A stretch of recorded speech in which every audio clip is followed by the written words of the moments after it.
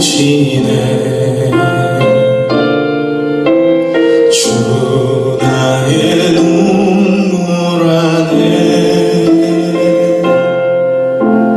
홀로 울던 남 아시네.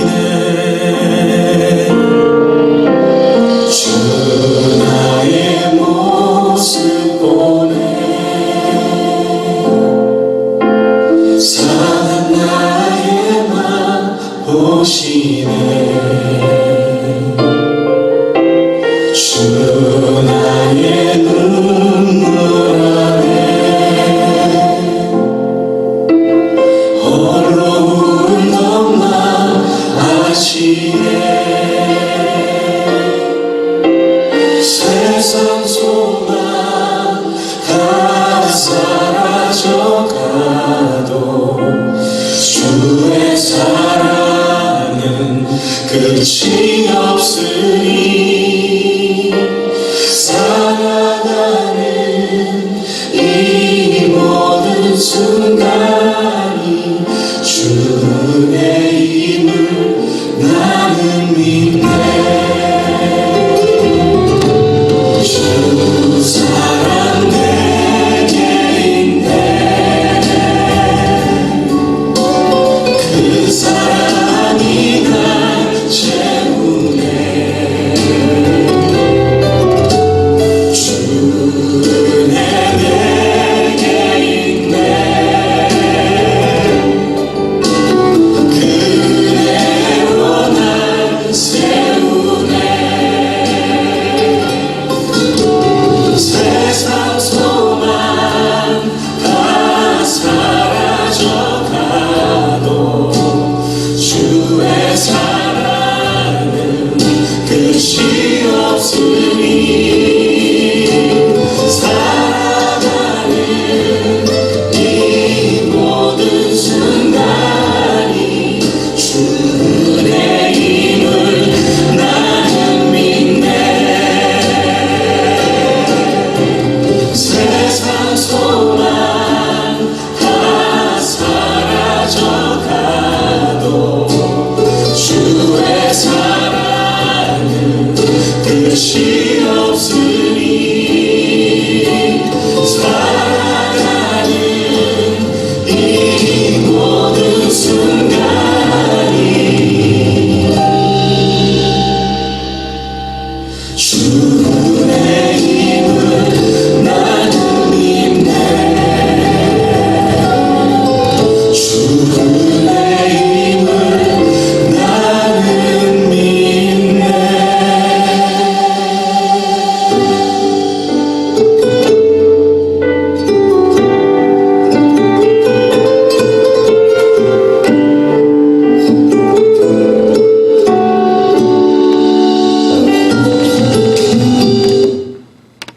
그렇습니다. 왜 나만 이리 괴로움과 고난이 오고 슬픔이 오는지.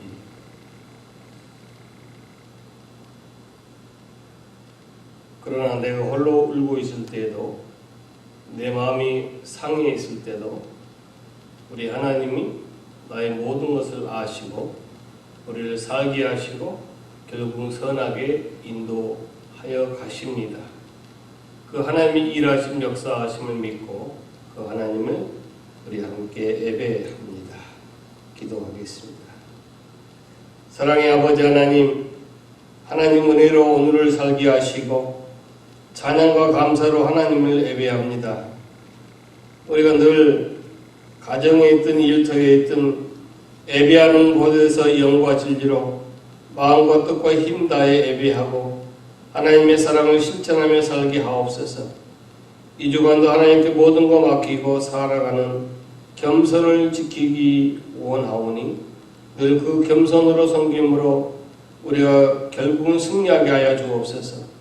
하나님, 이제 우리에게 염려가 물러가게 하여 주시고 고난이 물러가게 하여 주시고 코로나도 물러가게 하여 주옵소서. 그래서 예배가 회복되게 하옵소서. 회복시켜 주옵소서. 예배드리는 성도들 영상에서 치러지는 그 이후에 모두 평안과 회복과 역사해 주옵소서. 곳곳에서 영상으로 함께 예배하는 이들에게 예배의 기쁨과 은혜가 충만케 임하여 주옵소서. 말씀을 전하고 들을 때에도 사람의 목소리를 듣는 시간이 아니라 하나님의 뜻을 깨닫게 하여 주옵소서. 성령께서 예배 시종을 함께 하실 줄 믿고 예수님 이름으로 기도하옵나이다. 아멘. 다같이 찬송가 5장을 부르겠습니다.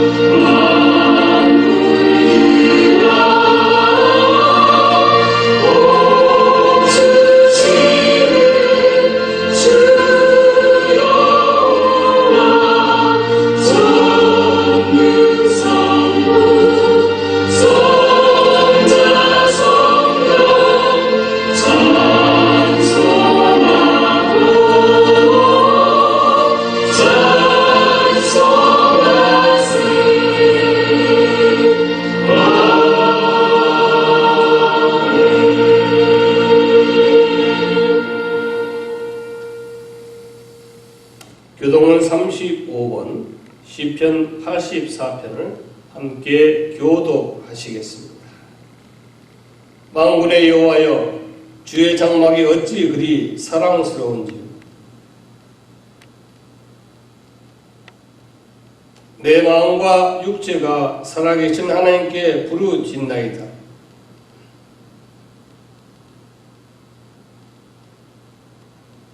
주의 제단에서 참새도 제 집을 얻고 제비도 새끼들 보금자를 얻었나이다.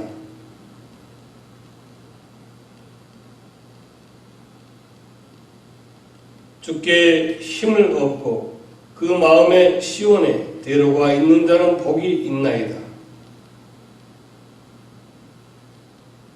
그곳에 많은 샘이 있을 것이며 이른비가 복을 채워주나이다.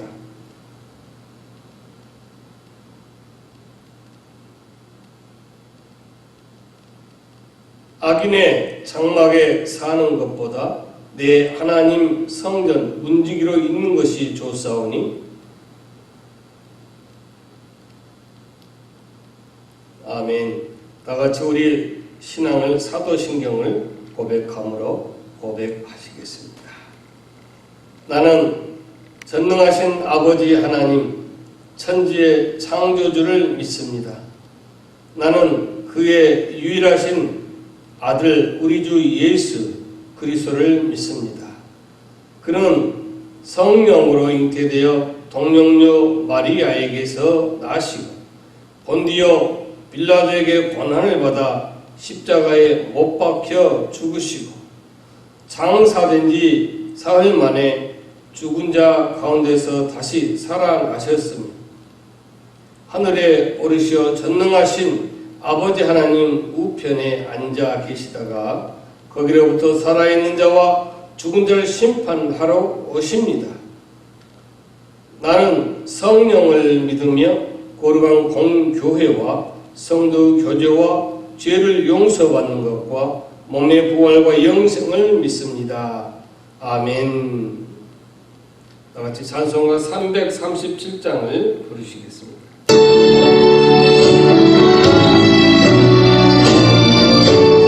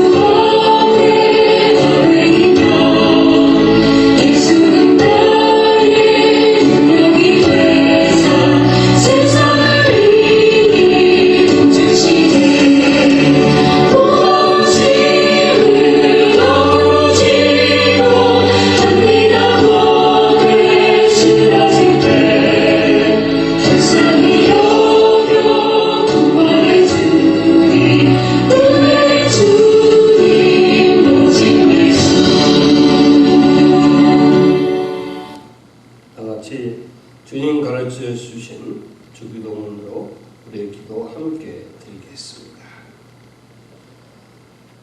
하늘에 계신 우리 아버지, 아버지 이름을 거룩하게 하시며 아버지 나라가 오게 하시며 아버지의 뜻이 하늘에서와 같이 땅에서도 이루어지게 하소서. 오늘 우리에게 일용할 양식을 주시고 우리가 우리에게 잘못한 사람을 용서하여 준 것 같이 우리 죄를 용서하여 주시고 우리를 시험에 빠지지 않게 하시고 악에서 구하소서. 나라와 권능과 영광이 영원히 아버지의 것입니다. 아멘. 이 시간은 우리가 여러 가지 예물 준비하신 그 예물을 하나님께 드리고 찬송가 633장을 부신 다음에 봉헌 기도 올리겠습니다.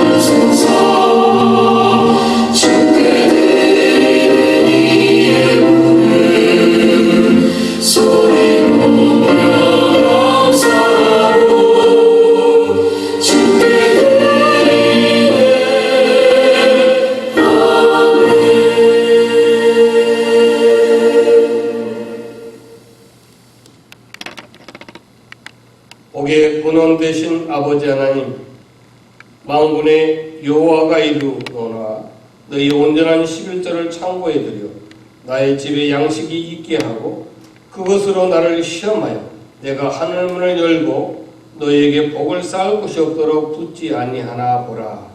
그러한 신앙과 믿음으로 힘써 수고한 땀 흘린 모든 것에 그 모든 것이 하나님의 것임을 고백하며 그 중에 아버지 것을 구분해 드리는 손길 생업위에 가정과 자녀의 부족함이 없도록 늘 넘치는 흔들어 넘치는 그 복이 임하게 하옵소서. 범사의 우리 주 예수 그리스도의 이름으로 항상 아버지 하나님께 감사하며 아무것도 염려하지 말고 오직 모든 일에 기도와 간구로 너희 구할 것을 감사함으로 하나님께 아뢰는 믿음으로 드리는 감사의 손길 애물 위에도 아버지의 그 사랑으로 늘 감사를 찬송하는 은혜의 복된 삶이 생업 가정이 임하게 하여 주옵소서. 주의 나라를 기억하여 주일날 드리는 그 손길 위에도 너희 하나님 여호와를 섬기라. 그리하면 여호와가 너희 양식과 물에 복을 내리고 너희 중에 병을 제하여 주시리라는 말씀대로 아버지 그 복의 근원이 열려지고 그 줄기가 생업의 가정 위에 충만케 하여 주옵소서. 오늘 여러 가지로 하나님의 나라를 위하여 교회를 위하여 힘쓰고 기도하고 협력하고 또한 각각 여러 성교와 건축과 여러 내용으로 기도하며 드리는 그 예물 위에도 아버지 하나님 그 헌신 위에도 아버지 하나님 사르밧에 사는 여인의 집에 기름병과 밀가루 부대가 말을 날이 없도록 허락하였던 그 복을 내리어 주옵소서. 바라기는 아버지 이제 이 예물을 드리는 손길과 드리고 못하는 손길이 동일한 복을 주옵시되 이 예물이 사용되는 곳곳마다 아버지께는 영광이요 지상에는 그 나라가 건설되는 선한 사역이에 사용되어지게 하여 주옵소서. 예수님 이름으로 기도하옵나이다. 아멘. 하나님의 말씀입니다. 하나님의 말씀 마태복음 8장 23절 27절까지 말씀입니다. 마태복음 8장 23절로 27절 하나님의 말씀을 봉독해 드립니다. 배에 오르심의 제자들이 따랐더니 바다에 큰 놀이 일어나 배가 물결에 덮이게 되었으되 예수께서는 주무시는지라. 그 제자들이 나와 깨우며 이르되 주여 구원하소서 우리가 죽겠나이다. 예수께서 이르시되 어찌하여 무서워하느냐 믿음이 작은 자들아 하시고 곧 일어나사 바람과 바다를 꾸짖으시니 아주 잔잔하게 되거늘 그 사람들이 놀랍게 여기 이르되 이가 어떠한 사람이기에 바람과 바다도 순종하는가 하더라. 주신 말씀을 우리가 묵상하며 하나님 주신 은혜를 깨닫고 받기 원하며 찬송가 우리가 637장을 본 다음에 우리가 이 말씀을 모두 함께 묵상하겠습니다.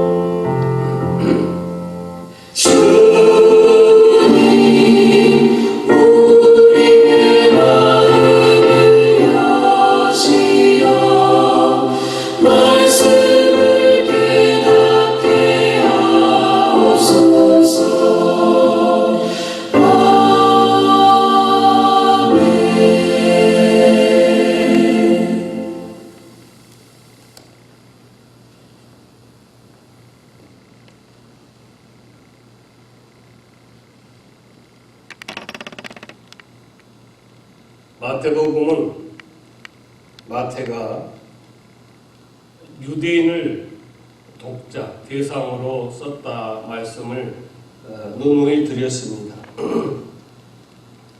유대인들은 메시아를 예수님으로 생각하지 않고 자기들이 생각하는 메시아가 따로 있다라고 생각합니다. 하여 그들은 십자가에 예수님을 못 박아 죽게 하였습니다. 마태가 그런 유대인들에게 예수님은 메시아가 확실하다, 메시아이다, 이것을 설명하고 얘기하는 그러한 마태복음인 것입니다.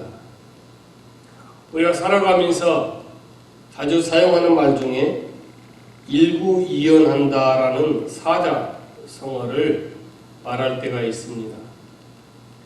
한 입 가지고 두 말을 한다, 그런 뜻이죠. 한 입으로 두 말 하는 것이 사실 썩 좋은 건 아니죠. 일구이연하지 말아야 된다. 이 정치인들은 일구이연을 아주 잘합니다. 그런데 우리가 달리 한번 생각해 보자고요. 한 입으로 두 말 하는 게 왜 문제가 될까요? 자, 예를 들어서 한 회사에 사장이 있다고 봅시다.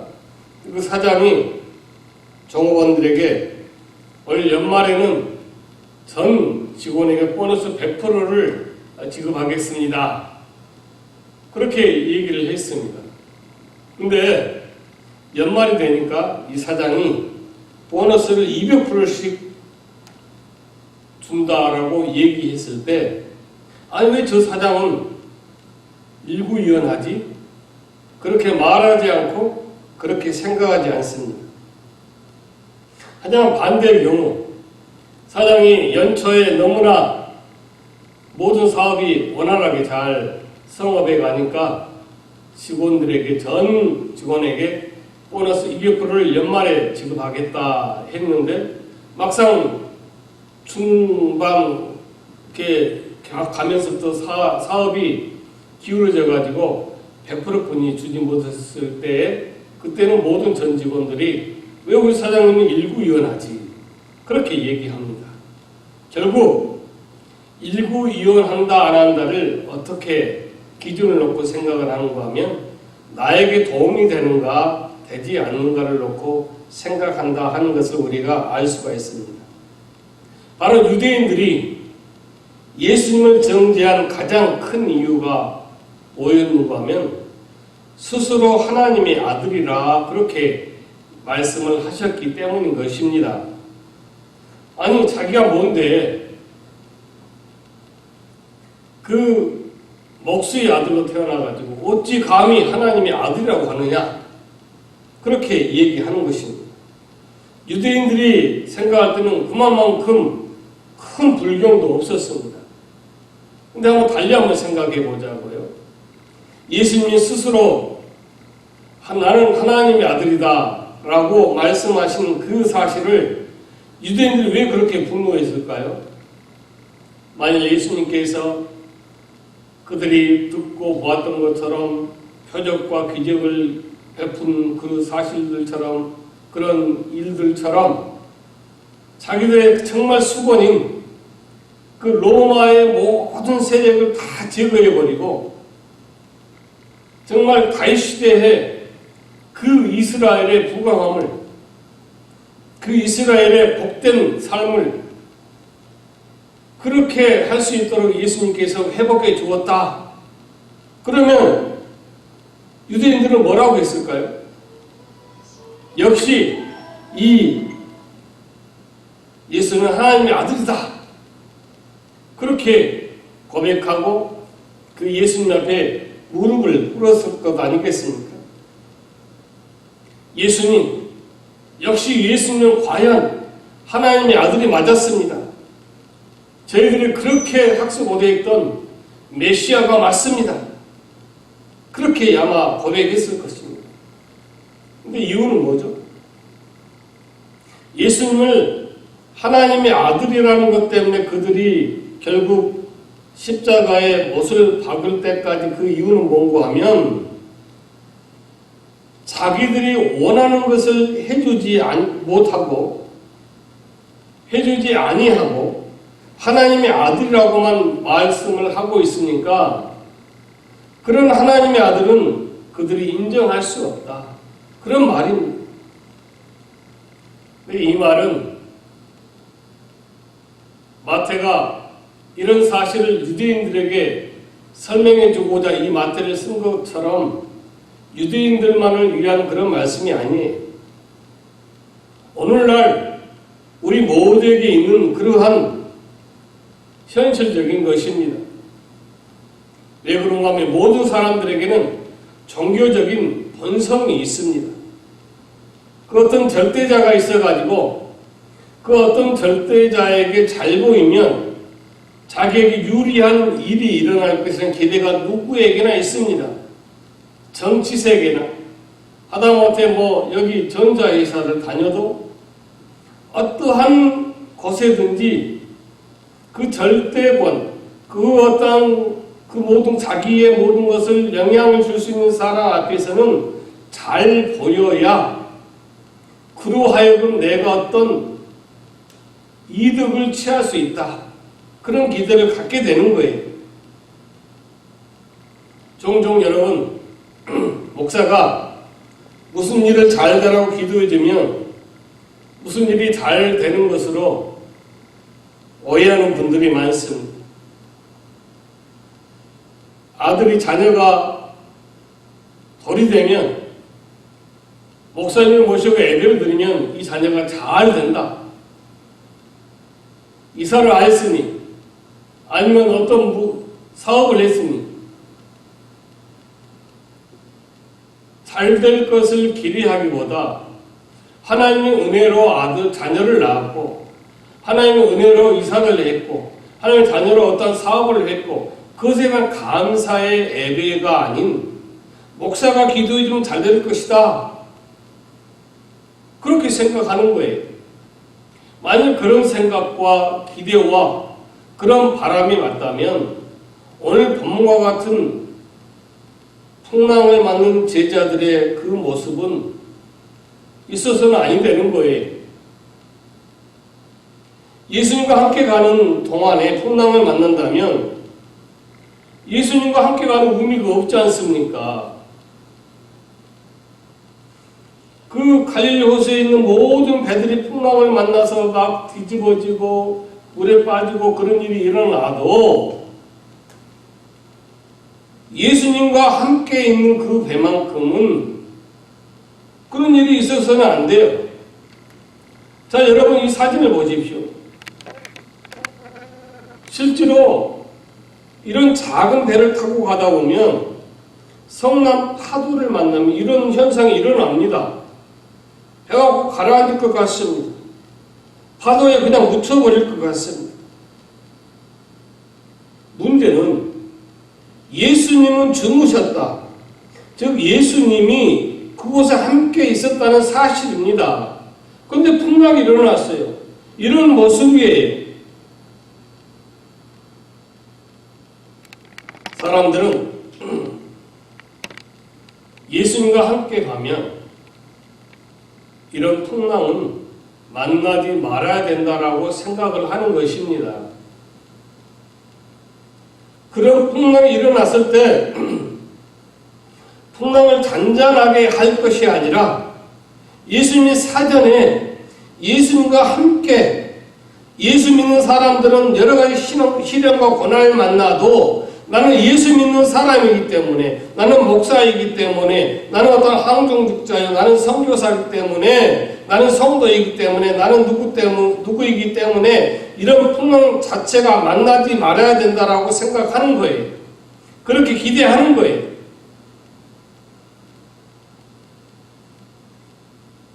여러분 성경 전체에 보니까 형통하다. 여러분 형통하기를 기도합니다. 기원합니다. 여러분 카드에 많이 쓰고 여러 가지 그런 좋은 말할 때 쓰지요.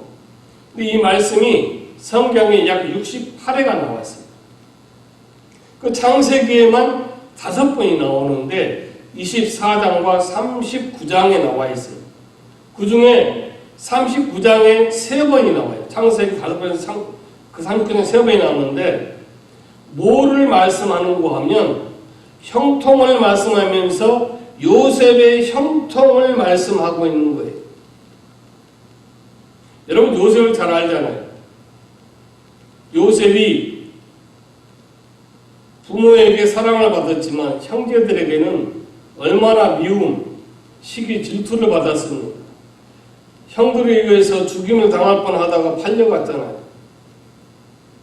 형들에 이어서 팔림을 받아서 노예로 팔려갔지만 보디발의 그 집에서 가장 주인의 청해받은 총무일을 받고 있었잖아요.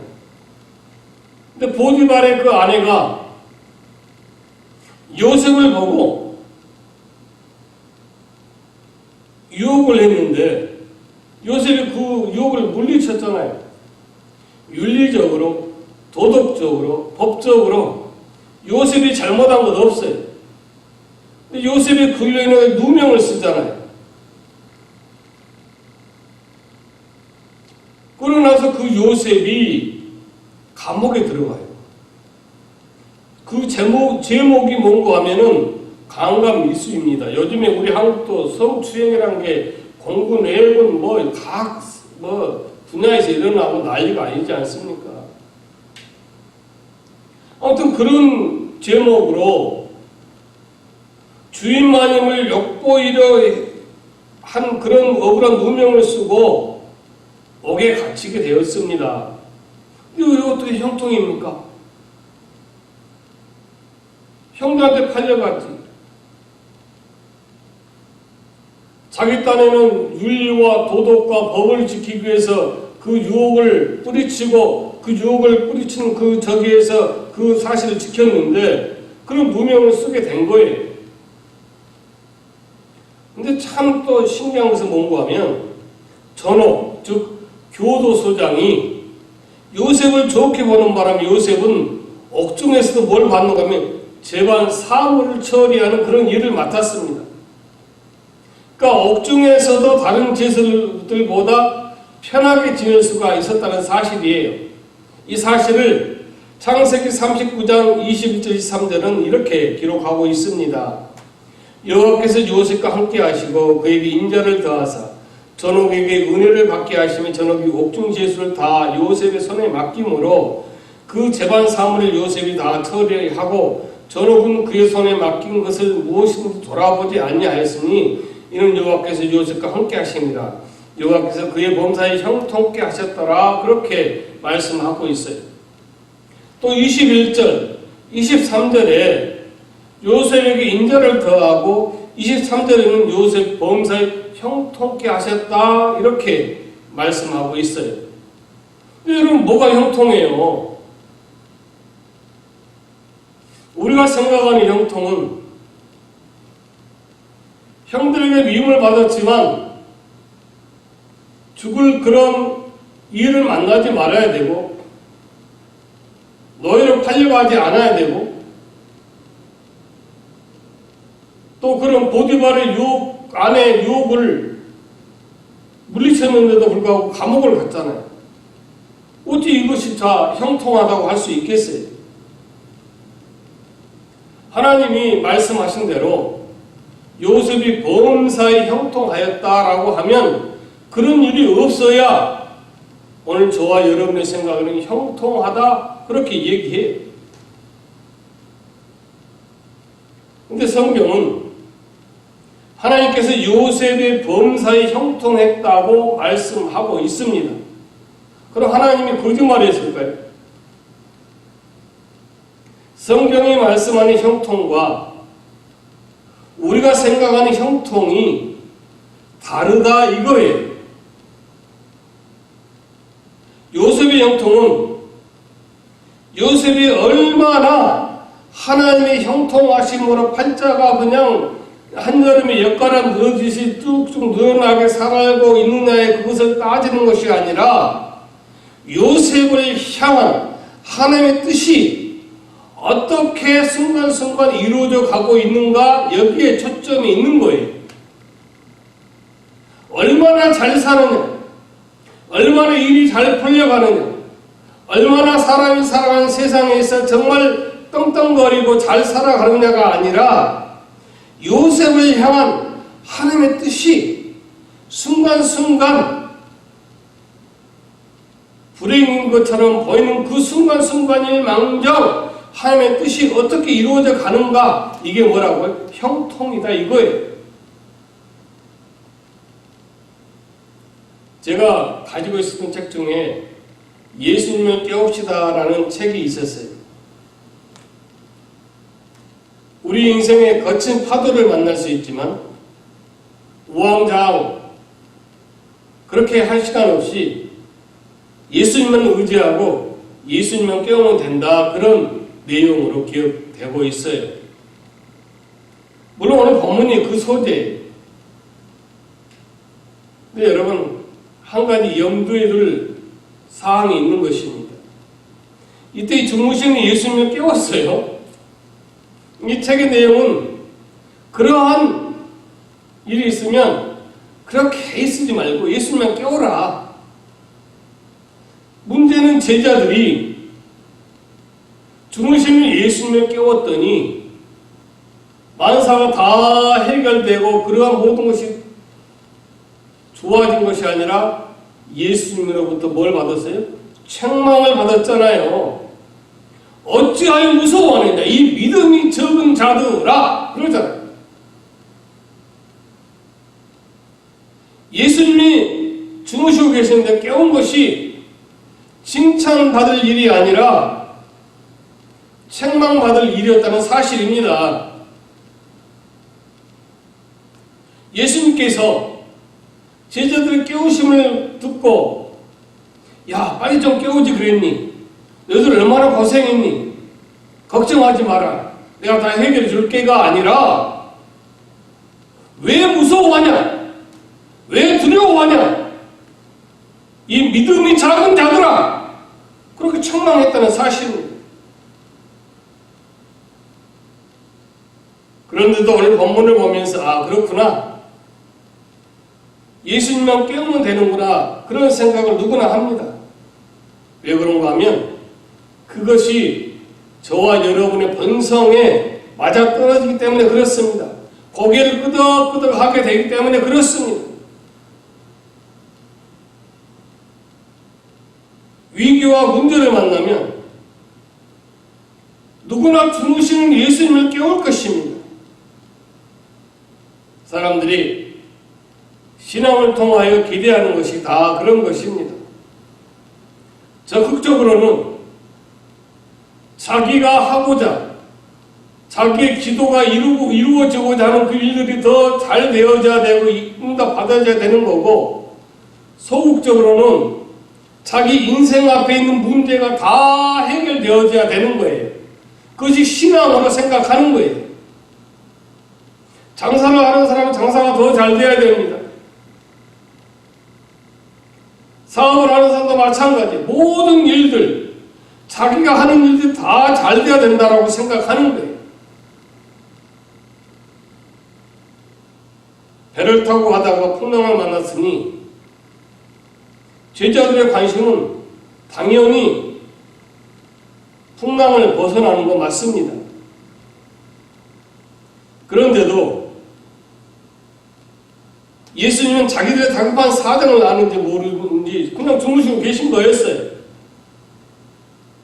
그러니까 제자들 역시 여러 가지 방법을 해봤겠죠. 근데 파도가 너무 심한 거예요. 너무 무섭습니다. 잘못하면 죽게 생겼습니다. 문제는 예수님이 함께 그 배에 있다는 사실을 제자들이 잊어버린 거예요. 무슨 예수님이? 즉 하나님의 아들 하나님이 함께 하신 거예요. 만약에 물에 빠져 죽으면 예수님과 함께 죽는 거예요.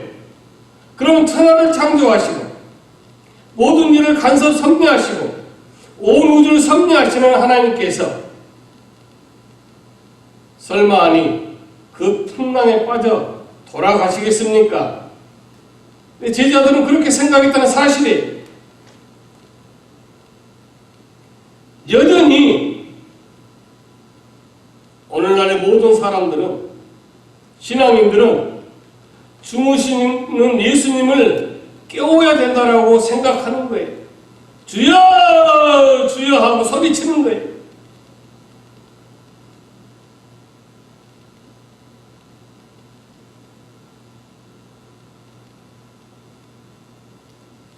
하지만 결론부터 말씀드리면 오늘 본문의 경우에는 예수님을 깨우는 게 신앙이 아니라 예수님이 주무시게 놓아두는 것이 신앙이라는 사실이에요.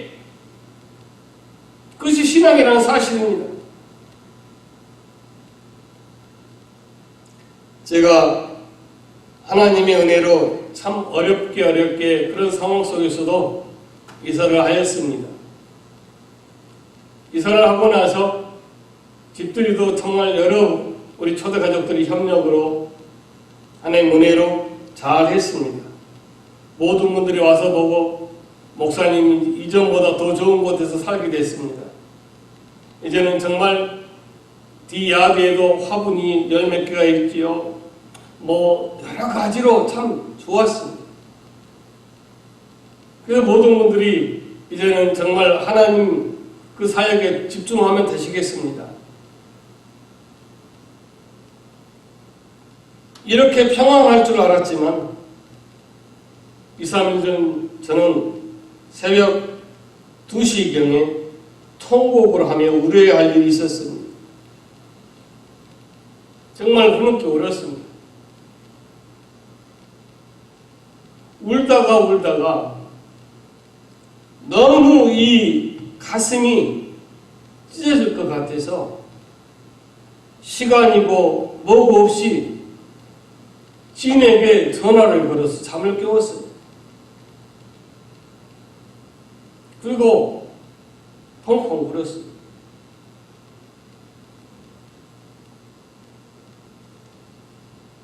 아침 6시가 다 돼가는 잠을 잘 수가 없었어요.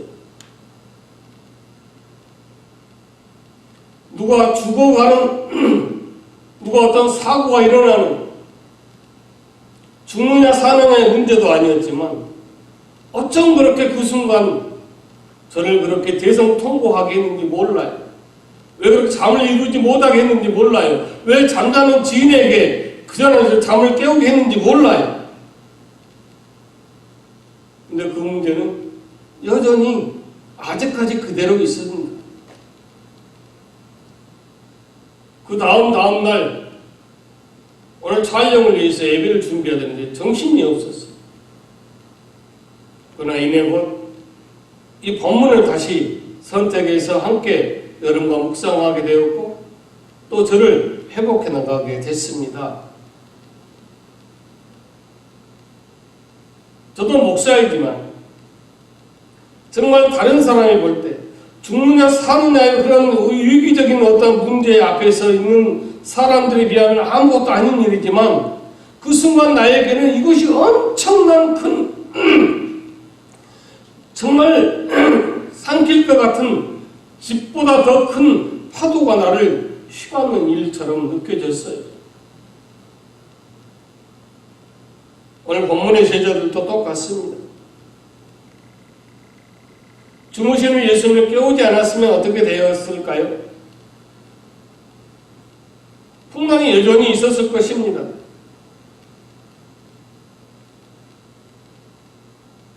풍랑 속에서 무서워 벌벌 떨었겠죠.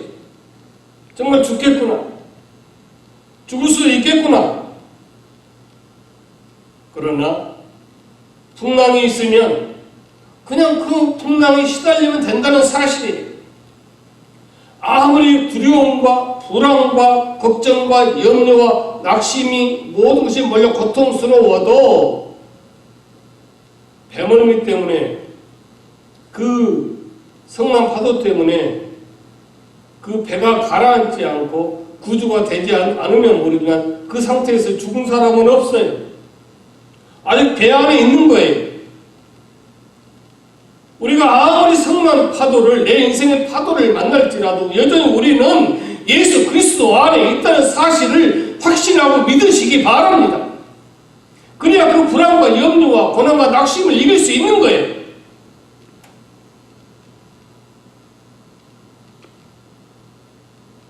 매사에 예수님과 관계없이 살아가야 한다는 그런 말씀이 아니, 그냥 우리 힘으로 어찌든 버텨보고 견뎌보자, 그런 뜻이 아니에요. 예수님께서 풍랑을 잔잔하게 하셨다. 풍랑도 예수님 앞에서 꼼짝 못한다는 내용과 연결해서 그렇다는 사실입니다. 풍랑 아니라 그 어떤 것이 엄습에 온다 할지라도, 그 어떤 것이 대적에 온다 할지라도 하나님과 주님을 능히 이길 자가 없다는 사실을 믿으시기 바란다는 사실이에요. 그걸 믿어야 된다는 사실이에요.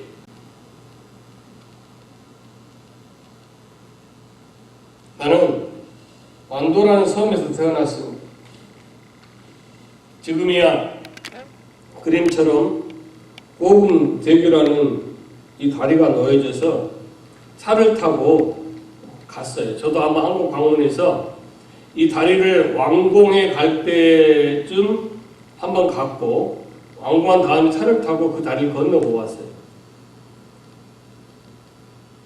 근데 이 다리가 늘어져서 지금 차를 타고 가지만 배를 타고 육지를 나가야 했습니다. 근데 제가 어릴 때 배는 이렇게 작은 배였어요. 이게 1톤짜리 배입니다. 그때는 뭐 엔진도 없었죠. 디젤 엔진도 없었어요. 그냥 노를 저어서 가는 거예요. 5시간, 6시간 노를 저어서 가는 거예요. 근데 여러분, 이 1톤짜리 배는요, 파도가 치잖아요.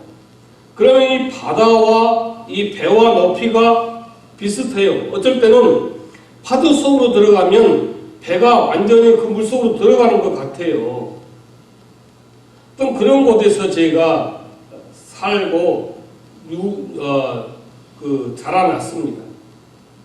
그래서 제가 몇 년 전에 흑산도를 갔잖아요. 흑산도를 갔는데 이 흑산도를 가니까 이런 페리오가 있더라고요. 그러니까 이제 완행이 있고, 이 배는 좀 고속입니다. 2시간 만에 가는 것 같아요. 제가 보니까. 아무튼 그러는데, 이 배를 타고 함께 갔던 목사님들은 약을 먹고 뭘 붙이고 자리에 눕고 멀미가 나서 막 고생하더라고요. 근데 저는 꼭 놀이기구 타는 것처럼 너무너무 재밌었어요. 일부러 배 앞에 나가서 서가지고 배가 움직이는 대로 그것을 즐기고 있었습니다. 이렇게 하라는 거예요. 또 어린 시절 얘기를 하니까, 여러분 이게 뭔 줄 아십니까? 저희 시골은 극장이 없어서, 아마 그때는 지방 시골은 거의 그랬습니다. 면 소재지는 있었지만 그 리다니 마을에는 없어서 이런 천막을 샀잖아요. 이 포스터를 붙여놓고 있잖아요. 그러면 이제 낮에 가두 방송하죠. 내고장의 문화와 문화를 사랑하시고 아낀 국민 여러분 아니하십니까? 금일밤 총천연색 칼라 영화 미워도 다시 한번 막 그러잖아요. 저도 해남에서 운변학원을 할 때 가두 방송을 해봤어요. 그 김신조 간증 그거를 위해서 하고, 또 그때 김현치 유재두가 해남 특설링에서 권투할 때도 해봤는데 아무튼 이런 가두방송을 했어요. 그런데 이러한 영화를 볼 때에 이 시절에는 대부분 사람들이 뭘 보고 영화를 봤냐면은 이렇듯 극장 포스터를 봤어요. 포스터를 보면 아 누가 나온다. 그렇죠? 이 포스터를 보면은 누가 나온다 보고 이 영화에 나오는 배우를 보고 영화를 봤어요. 얼마나 그 극장 간판이 좋았습니까? 근데 영화를 좀 안다는 사람들이 영화를 볼 때는 어떤 포스터나 영화 배우를 보는 것이 아니라 그 영화를 만든 감독이 누구인가를 본대요. 그러니까 어느 감독이 그 영화를 만들었느냐에 따라서 영화가 잘 돼 있고 못 돼 있다, 그 좀 안 돼 있다 그런 것을 분간을 하나 봐요. 맞는 것 같습니다.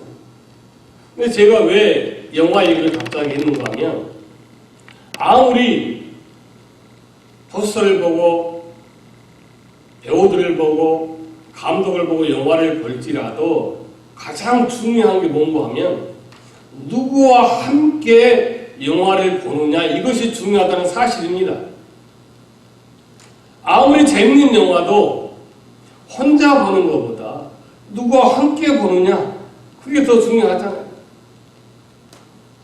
마찬가지예요.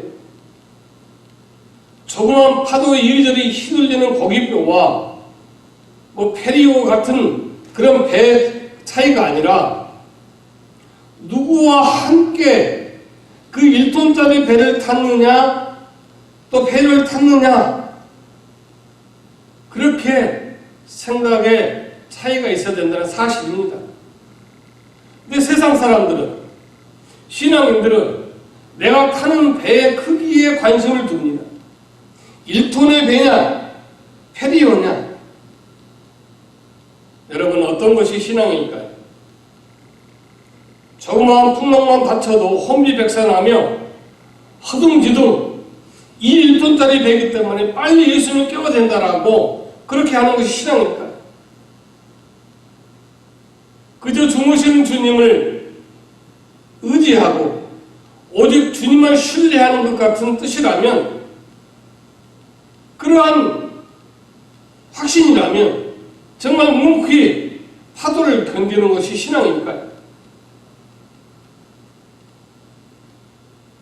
우리는 언제나 주님께 매달려야 합니다. 주님을 의지해야 됩니다.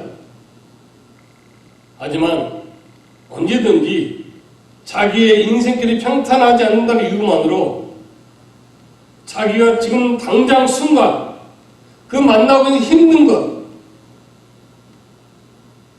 어려운 문제 때문에 주님의 사역을 구분하지 못하는 것은 곤란하다는 사실입니다. 1년 들어서 제가 며칠 전에 펑펑 대성통곡 새벽에 울고 아침까지 잠을 못 자는 것 때문에 내가 말씀을 준비하고 주의 사역을 하는데 방해를 받고 자녀야 된다는 것은 안 된다는 사실입니다. 거뜬히 이겨내고 어떤 상황 속에서도 주님이 함께 하심을 믿고 주님이 해결해 주신다는 사실을 믿고 그 확신을 가지고 그 사역에 연연할 수 있어야 된다는 것이 신앙이라는 사실입니다. 문제가 있을 때마다 아우성을 치면서 예수님께 매달리고 예수님 붙잡고 있는 것이 신앙이 아니라는 사실을 말씀하고 있는 거예요.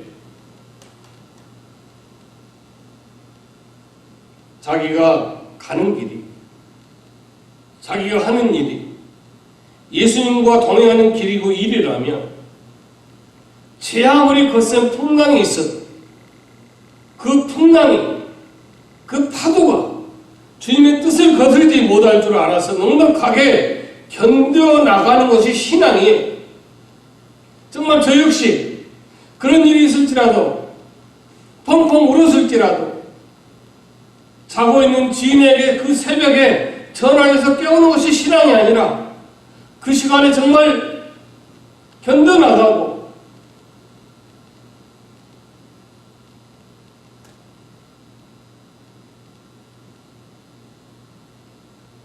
그 믿음과 확신을 가지고 있는 것이 신앙이다라고 말씀드리는 겁니다. 여러분 다시 한번 생각해 볼까요? 제자들은 자기들이 처한 그런 형편을 근거로 예수님을 깨웠습니다. 그걸 누가 말하겠어요? 저 역시 그런 어떠한 문제 때문에 그렇게 했잖아요. 제자들 역시 지금 난리가 안 났어요. 제자들은 어부 잡는 어부의 직업을 가진 제자들도 있었어요. 그래서 제자들이 판단해서 이 정도는 심각하다. 그걸 느낀 거예요. 그걸 알게 된 거예요. 정말로 집채보다 더 큰 파도가 배로 넘어오는 것은 사실 굉장히 무서워요. 이 물의 힘은 굉장하거든요. 종종 유튜브를 보게 되면 큰 컨테이너를 실어 달린 그런 그 운반선이 두 동강에 잘라져가지고 바다에 침수되는 것도 여러분 보지 않습니까? 무서워요. 그 무서울 만한 환경에서 제자들이 두려워하는 거, 무서워하는 거 당연해요. 근데 예수님은 그렇게 당연하고 이해할 수 있는 그런 상황에 처한 제자들을 정말 너희들 걱정됐겠다, 무섭겠다, 이해한다라고 위로해 준 것이 아니라 오히려 왜 믿음이 없느냐고 책망하고 있습니다. 무슨 말씀이에요? 믿음만 있으면 무서워하지 않을 수 있는 문제를 너희들의 믿음이 없어가지고 무서워하고 있다는 사실이에요. 그것이 너희들의 문제라고 책망하고 있다는 사실입니다.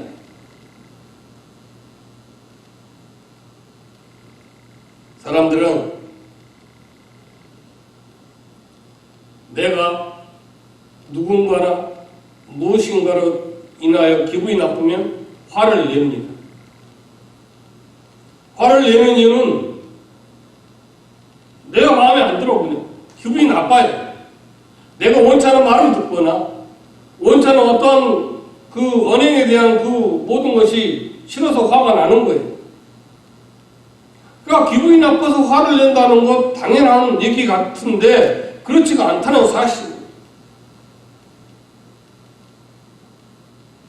자기가 자기 감정을 통제해야 되겠어요? 아니면 나는 언제든지 내가 기분 나쁘면 화를 내. 그렇게 하는 것이 맞는 말입니까? 어떤 상황 속에서도 기분이 나빠도 화를 내야 되는 것이 아니라 그때그때마다 참을 수 있어야 된다는 사실입니다. 기분이 얼마나 나빴는지 나도 그 정도 기분이 나쁘면 화를 낼 수 있겠다라는 것이 문제가 아니라 그것이 문제이고 그것이 어떤 형평성의 문제가 아니라 그런 기분 나쁜 그 모든 것을 얼마나 통제할 수 있느냐 없느냐에 따라서 뭐가 생겨요? 인격이 형성되는 거예요. 그렇지 않습니까? 어떤 사람은 그런 일을 당했어도 화를 내지 않잖아요. 근데 어떤 사람은 그보다 더 못한 일을 만나도 화를 내요.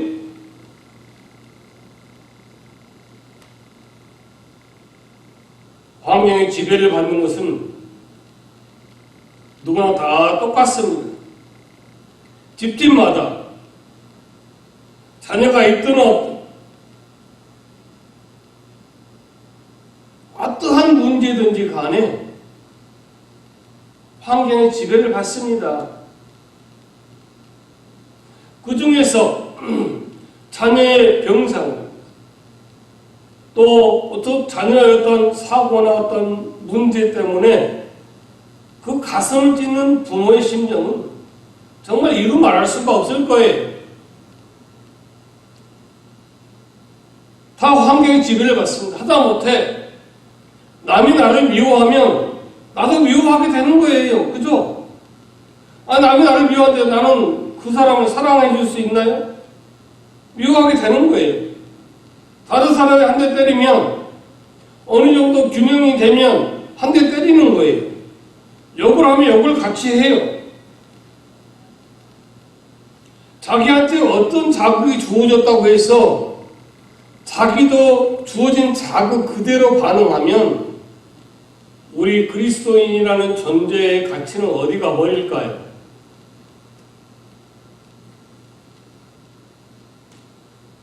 우리가 그러한 자극에 의해서 반응을 하는 것, 기분이 나쁠 때 화를 내는 것, 그것이 우리 성도로서 올바른 반응이 아니라는 사실과 같습니다. 마찬가지예요.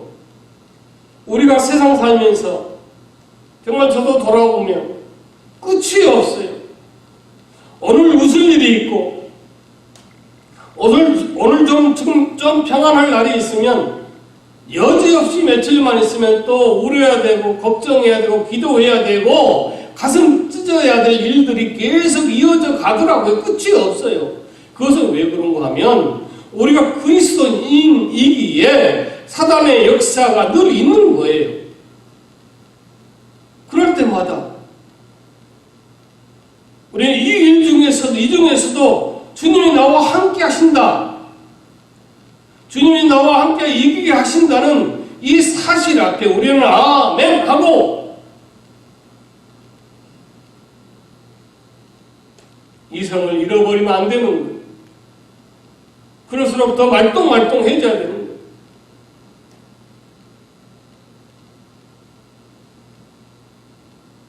만약에 제자들이 예수님 파도가 10cm만 낮았어도 어떻게 우리가 해봤을 거예요? 라고 할 수 있어요. 그렇죠? 우리 그런 말 하잖아요. 아니 왜 그런 일 때문에 그렇게 울고 속상하고 밤잠을 설쳤어요? 최소한 이 얘기만 아니면 이 문제만 아니었으면 내가 어느 정도 이해하고 내가 정말 이 정도는 안 됐을 거야 라고 말하는 것과 똑같아요.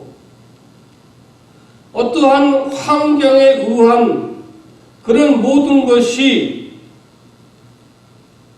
정말 이 정도에서 조금만 약했으면 내가 해봤을 만한데 이 정도는 내가 힘들어서 나도 그랬다라고 얘기하는 거예요.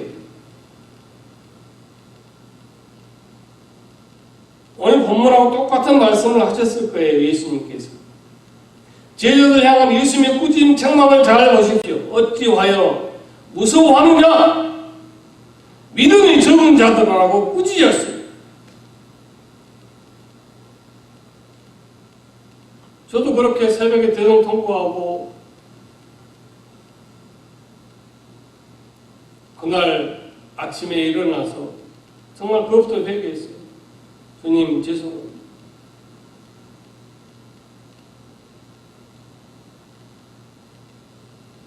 무서워할 만한 일이 아닌데 너무나 엄살 심하다 그런 뜻이 아니에요. 충분히 그럴 수 있어요. 정말 무서워할 만한 풍랑이 정말 죽을 것 같은 풍랑이 그런 모든 것이 문제가 아니라 우리가 가지고 있는 믿음의 문제라는 거예요. 대체 믿음이 뭘까요? 아무데나 갖다 붙이면 모든 것이 해결되는 만병통치약 같은 게 믿음이 아니에요. 무작정 믿기만 하면 아무리 두려운 상황에 처해 있어도 파도 같은 그런 문제가 있어도 저절로 두려워할 수 있는 것, 그런 것이 믿음일까요? 사람은 무서운 환경에, 낙심할 환경에, 정말 그런 환경에 놓이게 되면 무서움을 타게 되는 게 정상이에요. 그것이 맞습니다. 그것이 우리 사람의 본성이에요.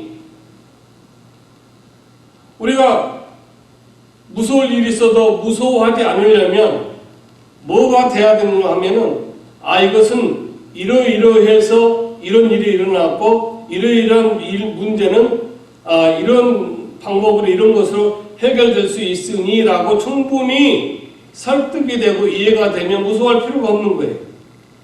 걱정할 필요가 없어요. 무슨 말씀인가 하면 이때 제자들이 무서워해서는 안 된다는 그 근거가 뭔가 하면 예수님이 함께 하고 계시다는 거예요. 근데 그 예수님이 주무시고 계시다는 사실이었습니다. 예수님이 정말로 제자들이 생각한 것처럼 죽을 것 같았으면, 그런 일이었으면 예수님이 주무셨을까요?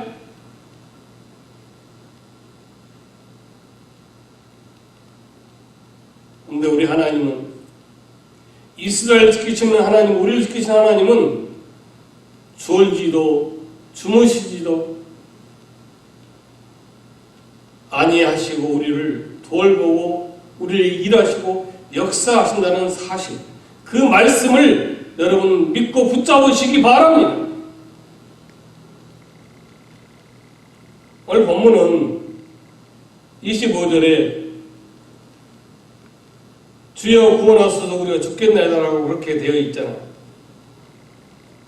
다시 말씀드리면 엄살 부린 게 아니에요. 24절 말씀대로 바다에 큰 노을이 일어나 물결이 배에 덮이게 되었으되, 물결이 배를 덮치면 죽을 수밖에 없잖아요. 제자들이 잊어버린 게 뭐죠? 몰랐던 사실이 뭐죠? 예수님은 이 땅을 구원하러 오신 하나님이라는 사실이에요. 이 땅을 창조하시고 이 만물, 이 세상의 주인이라는 사실입니다. 역사하시고 섭리하고 계시다는 사실입니다. 이것을 잊어버렸다는 사실입니다. 그래서 예수님께서 믿음이 적은 자들아라고 책망하고 계신 거예요. 제자들이 왜 두려워했죠? 그 사실을 제대로 몰랐어요. 요즘은 살면서 보면 자기에게 어려움이 없게 해달라고 어성치는 것을 신앙으로 생각하는 사람이 많습니다. 신앙을 이유로 손해나 힘든 일을 감수하려는 사람은 없어요. 그래서 교회도 한국이나 미국이나 개척교회는 가지 않습니다. 왜? 희생하고 헌신하고 봉사해야 되기 때문에. 그런 게 싫다는 거예요. 그냥 편하게 신앙생활하고 싶다. 예수님과 동행역으로 신앙을 따지지 않습니다. 내가 지금 1톤짜리 배를 타고 있느냐, 내가 어떤 캐리어 배를 타고 있느냐, 그걸 가지고 따지는 것을 신앙이라고 그렇게 생각하고 있는 것이 문제예요. 오늘 본문 마지막에 그 사람들이 기이하게 가로되 이 어떠한 사람에게 바람과 바다 순종하는고 하더라. 27절에 이렇게 말씀하고 끝났어요. 예수님이 바다를 꾸짖어 풍랑을 잔잔케 하시니 제자들도 충격적이었을 거예요.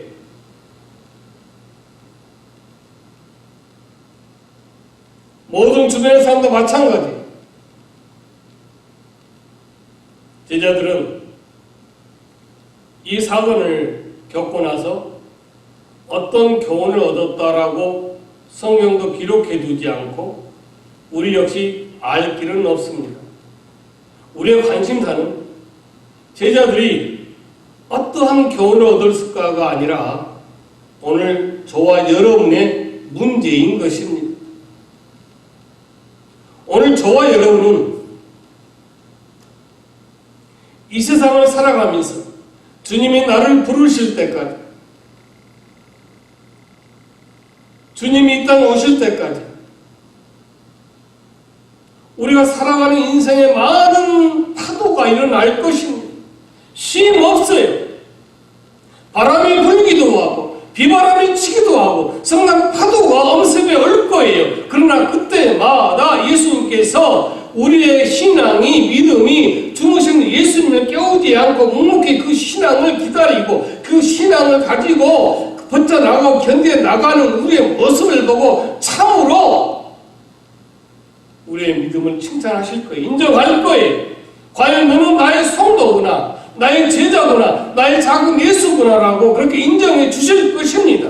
문제는 내 인생의 파도가 내 앞길에 있느냐 없느냐가 아니에요. 지금 현재 나에게 그런 인생의 파도가 어떤 문제가 어떤 시련과 어떤 고난과 역경과 환란이 낙심할 일이 있느냐 없느냐가 문제가 아니라 그 문제 앞에서 우리가 어떠한 낙심하느냐 아니면 정말 그런 가운데서도 정말 하나님을 바라고 예수님을 의지하고 그 믿음을 가지고 있느냐 견뎌 나가느냐의 문제라는 사실입니다.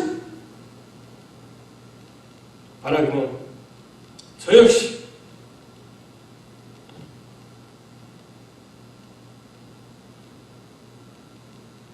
내 인생의 파도 앞에 주무시는 예수님을 깨우는 신앙이 아니라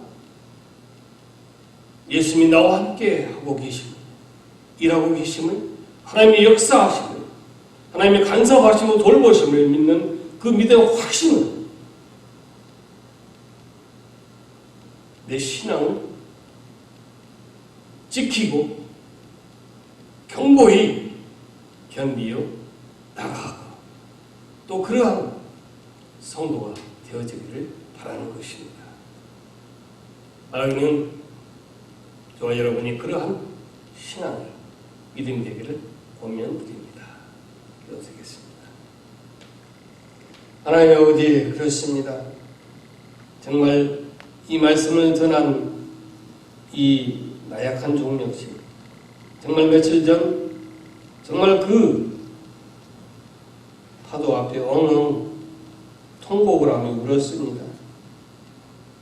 잠을 아침까지 이루지 못했습니다. 충분히 예수님께서 믿음이 적은 종아, 믿음이 적은 자들아, 적은 자야 책망하였을 것입니다. 돌아보면 생각해보면 그때마다 주님이 함께 해주셨고 모든 문제를 선하고 또 하나님이 원하시는 그 뜻이 이루어져 나가도록 인도하셨고 역사하셨음을 또 믿고 의지합니다. 이제 주님을 깨우는 신앙이 아니라 어떠한 파도 앞에서도 이런 문제 앞에서도 신앙으로 넉넉히 견디어 나가는 저나 우리 성도들 어떠한 자녀의 문제, 병상으로 어떠한 여러 가지 살아가는 문제의 그 파도로 인하여 낙심하는 자들 위해 이러한 믿음의 결단이 있어 넉넉히 이기고 그 신앙을 견뎌 나갈 수 있는 그러한 믿음을 허락해 주옵소서. 원하오며 예수님 이름 기도 올렵나이다. 아멘. 찬송가 372장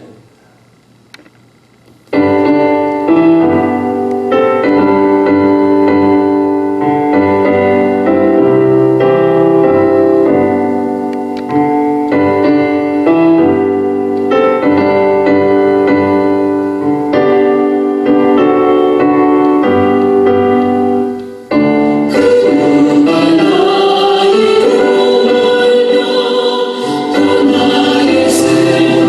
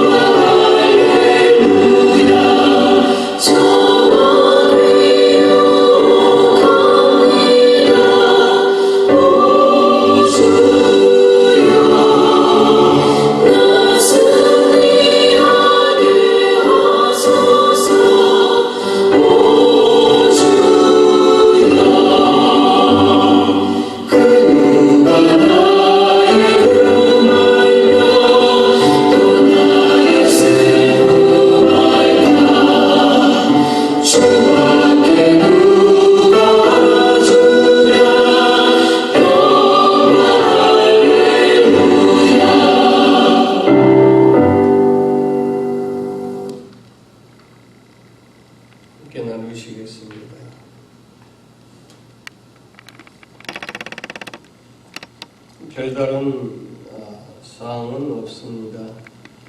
똑같이 세계적으로 이 변이 바이러스로 갈수록 또 감염자가 늘어납니다. 우리 외국도 한 2,000명 넘어선다고 합니다.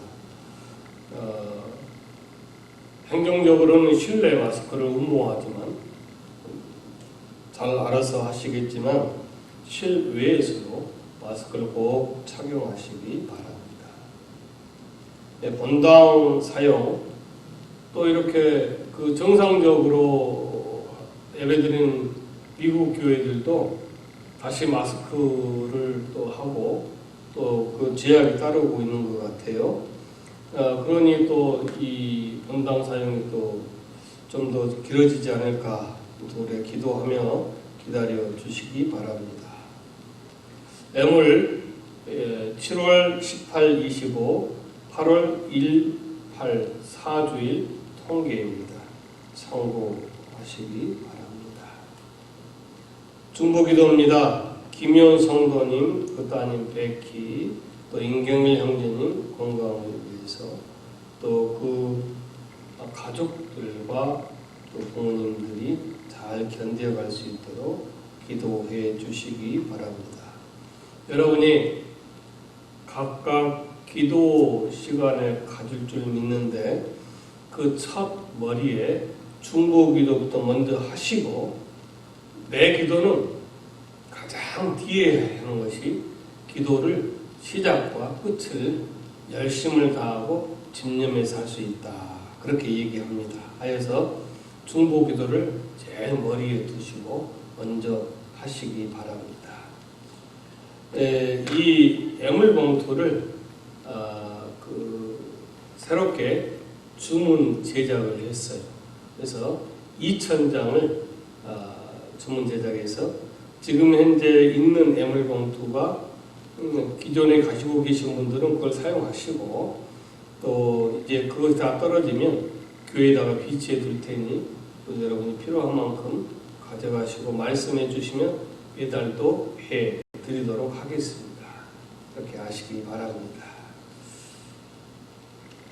힘들고 어렵지만 모든 교회 일에 기도해 주시고 협력해 주시고 또 우리 또 김춘희 집사님 여전히 교회를 위해서 기도하시고 또 늘 관심이 있기 때문에 여러분 한 분 한 분 이 교회를 위해서 그러한 기도하시는 마음이 있기 때문에 애물을 꼭 준비해 두셨다가 주세요. 지금 한 2, 3년 되는 것 같은데 교회를 나오지 못하시면서 참 그렇게 하기 힘드시는데 감사드리고 여러분들 김춘희 집사님 전화도 드리고 또 기도해 주시기 바랍니다. 저 역시 전화를 드리지 못했는데 너무나 여러 가지 일이 있어서 경향이 없었지만 또 핑계 같지만 저 역시 전화를 드리기를 또 여러분 앞에 또 말씀드립니다. 우리 다 같이 일어나서 주기도문 찬송을 드리겠습니다.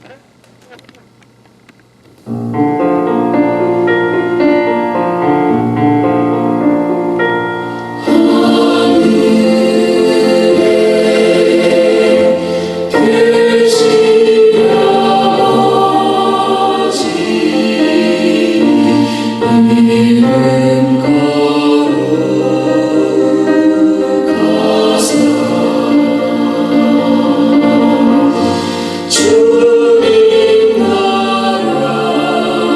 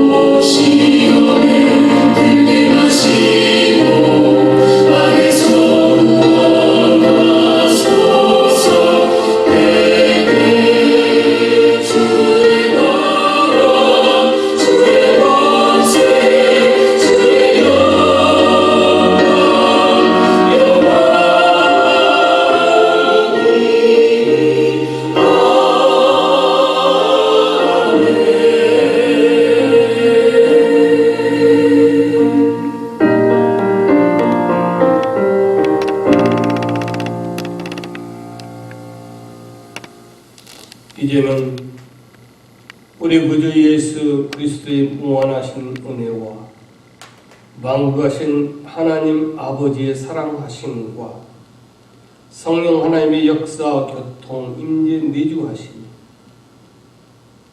성난 파도 앞에서 주무신 예수님을 깨운 제자들을 통하여 오늘 나는 그 파도 앞에 무서워하고 불안하고 염려하고 낙심하기보다 예수님이 나와 함께 하시고 하나님이 나와 함께 간섭해 주시고 나의 모든 파도의 그 일들을 역사하여 주심을 믿고 꿋꿋이 견뎌나가는 신앙으로 살 것을 다짐하는 권속들 위해, 그들 병상 위에, 파도 위에, 그들의 가정과 자녀와 출입 식탁이 영원토록 함께 하옵시기를 축원하옵나이다. 아멘.